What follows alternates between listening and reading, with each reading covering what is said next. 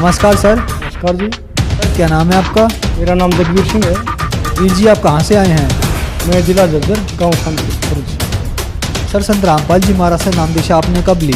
मैंने सन 2002 में संत रामपाल जी के नाम दीक्षा ली। सर संत रामपाल जी महाराज से नाम दीक्षा लेने से पहले क्या आप कोई भक्ति साधनाएं भी करते थे? संत रामपाल जी महाराज से नाम दीक्षा लेने से पहले बहुत कुछ साधना करता था। ब्रह्मा विष्णु महेश की, दादा गुगा की, बजरंगबली हनुमान जी की, इनकी खूब मैं अपनी तरफ से नाम जपया करता। और मैंने आसाराम जी से भी नाम लिया था। सर फिर आप संत रामपाल जी महाराज की शरण में कैसे आए?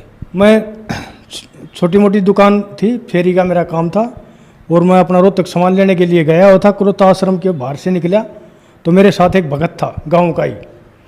तो वहाँ से निकले, जो वहाँ चर्चा चली तो मैंने उसको कहा भाई मुझे भी यहाँ ले चल।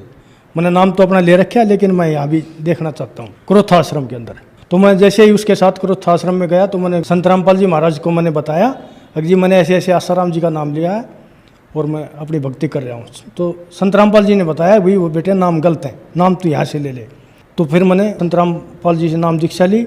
और नाम दीक्षा लेने से पहले मैं उस रात को वहीं रुका था। और सुबह जब 4 बजे मैं सोता उठा था तो मेरे सामने चौगर्दन कबीर साहिब की तस्वीर घूम रही थी। सर संत रामपाल जी महाराज से नाम दीक्षा लेने के बाद क्या आपको कुछ लाभ भी प्राप्त हुए? हमने बहुत गरीबी देखी है और हमारे किसी भी संत में विश्वास नहीं था, लेकिन भीतर से गरीबी भी थी और बीमारी भी थी। उनकी वजह से हम इनसे दूर भी नहीं हट रहे थे। हमने इस वजह से ये सोच के नाम भी लिया, अभी देखा हम कुछ हमारे आर्थिक स्थिति सुधर जाए, हमारी बीमारी में कुछ सुधार आ जाए। लेकिन हमारे किसी भी संत पे विश्वास नहीं था। लेकिन हम नृत्य लगा लो, गरीबी लगा लो, बीमार लगा लो, इनकी वजह से हम इनकी शरण में गए। वहाँ जाने से हमारी बीमारी दूर हुई। संत रामपाल जी महाराज से मैंने प्रार्थना करी। हमने गुरु जी को अपनी तकलीफ बताई, बोला बेटा ठीक हो जाएगा। हम ठीक हो गए।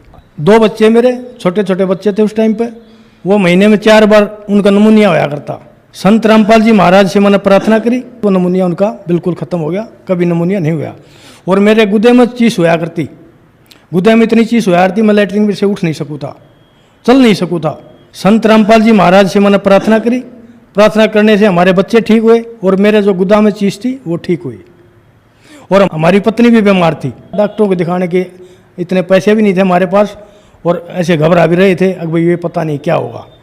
तो हमने नाम दीक्षा ली। नाम दीक्षा लेने से सतगुरु रामपाल जी महाराज से प्रार्थना करी। प्रार्थना करने से वो गांठ खत्म हो गई। सर क्या आप नशा भी करते थे?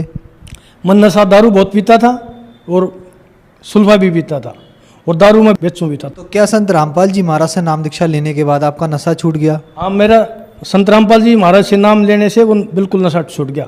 मेरा उसका हाथ लगाने का मन नहीं रहा और बीड़ी पीने का भी मन नहीं रहा, न सुल्फा पीने का मन रहा। बिल्कुल छूट गया वो नशा।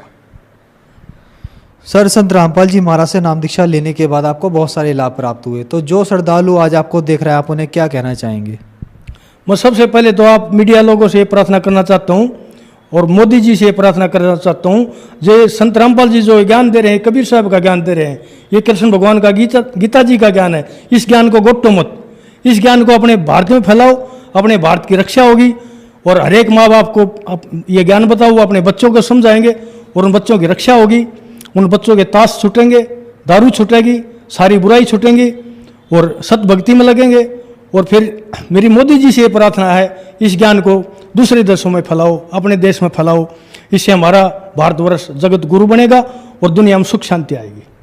सर संत रामपाल जी महाराज से नाम दीक्षा कैसे ली जा सकती है?